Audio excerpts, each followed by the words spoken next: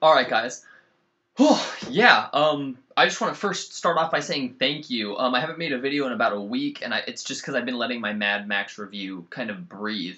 Almost 18,000 views. That is the biggest video I've had. It means a lot. You know, I got hundreds of likes and comments, and it feels great. It's fantastic. Thank you guys so much. I couldn't have done that without you. But, continuing on reviewing films, today I saw a matinee of Poltergeist, the 2015 remake of the 80s Tobe Hooper and Steven Spielberg film. Yeah, thoughts. Gil Kenan directed this. Gil Kenan did Monster House and City of Ember. I love Monster House. I remember seeing that in summer of like 2006, and it was super rad, and it felt like a Spielberg movie, and it was just this great, crazy Halloween adventure, and I loved it. So when I saw he was directing Poltergeist remake, I was like, okay, I'm not totally on board for them remaking Poltergeist, because I love the original Poltergeist. A little bit of backstory on the original Poltergeist. I saw this movie when I was like 10 years old, and I loved it. I was super obsessed with ghosts. It was creepy. It scared me without being like terrifying, but it was a fun ride. I loved the movie. So when I heard they were remaking it, I was not totally surprised, but I was casually optimistic that it might be an okay movie. And then I saw Gil Kenan was directing it. Like I said, I loved Monster House, so I was like, all right, cool. And Sam Rockwell was in the lead, so it's definitely.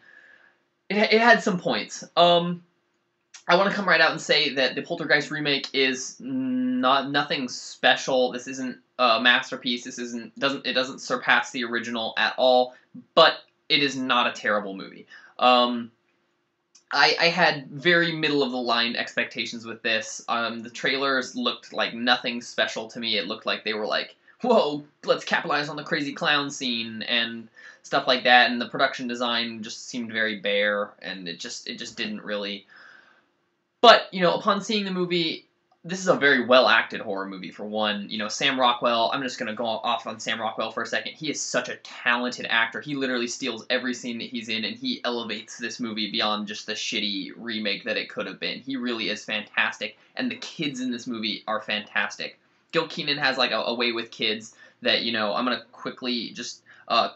Kyle Catlett, Saxon Charbino, and Kennedy Clements. Those are the children's names. None of them are really in anything, but they are all fantastic. They are very, very well done. And when you have a kid, a little boy who's probably 8 or 9 years old, that can hold his own in a conversation with Sam Rockwell and Jared Harris, you know, you've done well. Jared Harris is also in this. He's taken over the kind of creepy ghost not investigator, but the paranormal. I don't even know what the word. The guy who gets the spirits out of the houses.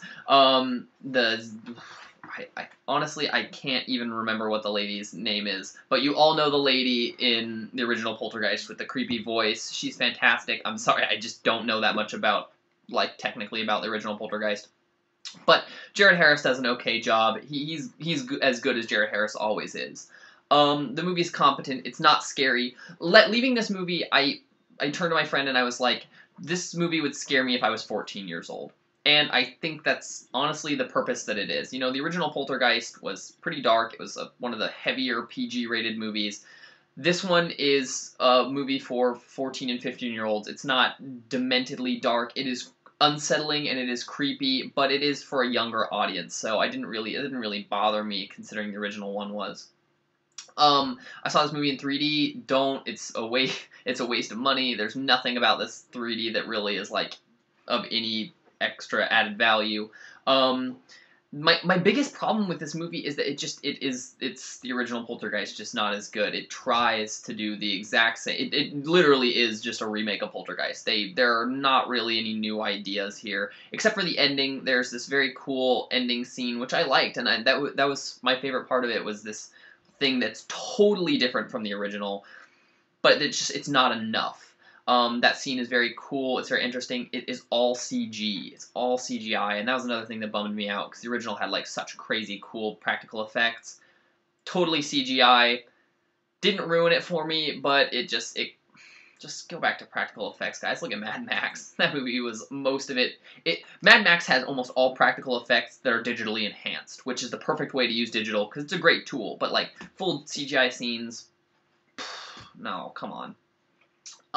Cinematography-wise, it's solid. It looks solid. Production design-wise, it's bare. There's not a lot of personality to this house, and I realize that, like, these characters have just moved into the house, but it's just not interesting to look at. None of the rooms are anything besides just, like, bare rooms, and I'm just not a fan of it at all. They could have done a lot more. The clown, I thought they were going to capitalize on the clown and stuff, but they really don't. The clown is only in it for maybe like 2 or 3 minutes, and that was something weird too. They have such a big deal about this clown in all the trailers and posters and stuff, and it just is not even very.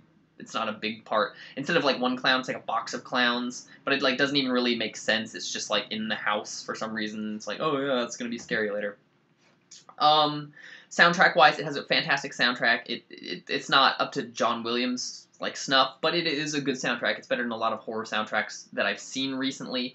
And the one good thing about Gil Kenan as the director is he does, at points during the movie, capture that kind of Spielbergian, Amblin era feel, which I really love in movies. At points during Poltergeist, I get that feeling that I got in Super 8, which is, it's my favorite parts, and I was totally on board. The first half of the movie, I was just like, yeah, Amblin, woo, cool, this movie feels cool, it has cool kids, it power lines in summer, and it just has that feeling, and it kind of loses that towards the end, but it's still there. The Poltergeist remake, it's not bad. You know, if you want to go see a cool spooky movie, this is a good movie to see. It's not terrible. It doesn't totally deserve your money, but it does not deserve your money. So if you're interested, go see it. I'm gonna give the Poltergeist remake a 6.75 out of 10. That's pretty specific. But, you know, I like it. It's not bad at all. You know, if you go see a matinee, go spend $10, go see this movie, because you'll probably enjoy it. And as a fan of the original Poltergeist, I left content. I didn't leave woo, and I didn't leave hating it. So that puts it in some of the better remakes of this generation. I just wish they had done more. Before I end, quickly, my biggest problem with this is that it is like 20 minutes shorter than the original Poltergeist. So like a lot of the character development and the pacing is a little off, because there needed to be more. There needed to be more build up. There needed to be a little bit creepier. But again, 6.75, maybe even a 7 out of 10. Go see Poltergeist if you like horror movies. It's a fun little horror movie. Definitely to see it like a matinee or something like that. I'd love to know your guys' thoughts on the original and the remake if you've seen the remake. So comment below, let me know. I'm going to put my Twitter down below. If you want to hear about movies, follow me on Twitter. I'm constantly talking about that. And as always, guys, thanks for watching, and I will see you later.